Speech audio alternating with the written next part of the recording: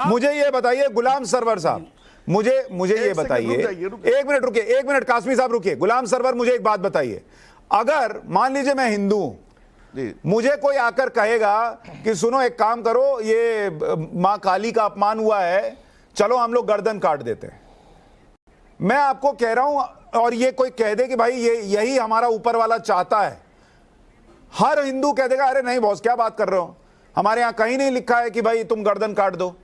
लेकिन अगर ये इस्लाम में नहीं है कि किसी का गर्दन काटना है, तो ये इतने लोग जो सर तन से जुदा के नारे लगा रहे हैं, इनके दिमाग में कहां से आ रहा है कि इनको गर्दन काटनी है?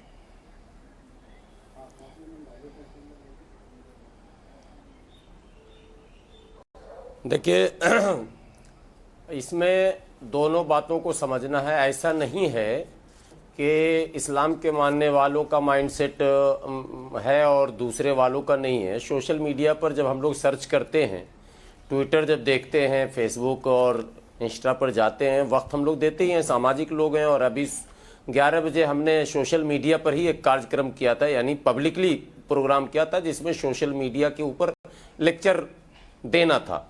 उसमें इलाके के एसएचओ साहब भी आए थे। सुल्तानपुरी में एक कार्यक्रम था, अमन विहार के एसएचओ थे और बहुत खुश हुए जब मैंने सोशल मीडिया को एक ईश्वरीय वरदान कहा, कुदरत का अतिया कहा, और ये कहा कि इसका सही इस्तेमाल करेंगे तो आपको भी और समाज को लाभ होगा, और गलत इस्तेमाल करेंगे तो आपको और समाज को दोनों को नुकसान होगा। तो अगर ईश्वर ने ये गिफ्ट दिया है, जो कि 15-20 साल पहले हम लोगों ने कल्पना भी नहीं किया था कि ऐसा भी चीज़ आएगा, वो आ गया, तो इसका आदर कीजिए और इसका सकारात्मक इस्तेमाल कीजिए समाज हित में। इस पर हम लोगों ने 2 घंटे का भी कार्यक्रम किया। तो जो बातें बैठकर होती है ना ऑफ द कैमरा, तो उसमें माइंडसेट पता चलता है। तो कहीं ना कहीं मामला ऐसा नहीं है सुशांत जी के उधर नहीं है, मामला दोनों तरफ है। और दोनों तरफ हैं कौन लोग जो इस्तेमाल करना चाहते हैं, ये भी एक विषय बहस का होना चाहिए कि आखिर ये लोग, देखिए मैं एक नतीजे पर पहुंचा हूं, कांग्रेस की सरकार जब थी तब से और अब तक हमारे यहाँ एक जमात है, एक गिरोह है, पहले तैश, फिर कैश और फिर ऐश, इस गिरोह को चिन्हित करना है। कांग्रेस के जमाने में क्या तो तैश कहते हैं गुस्से को, पहले सरकार के खिलाफ खूब गुस्सा दिखाएंगे, उसका तैश जब इनका सरकार मानने लगेगी कि यार ये तो गुस्से में है, लगता है मुसलमान गया काम से, वोट नहीं देगा, हालांकि मोदी जी ने कह दिया दो या मत दो मतलब नहीं, लेकिन कांग्रेस तो घबरा जाती थी, तो फिर इनको कैश किया जाता था।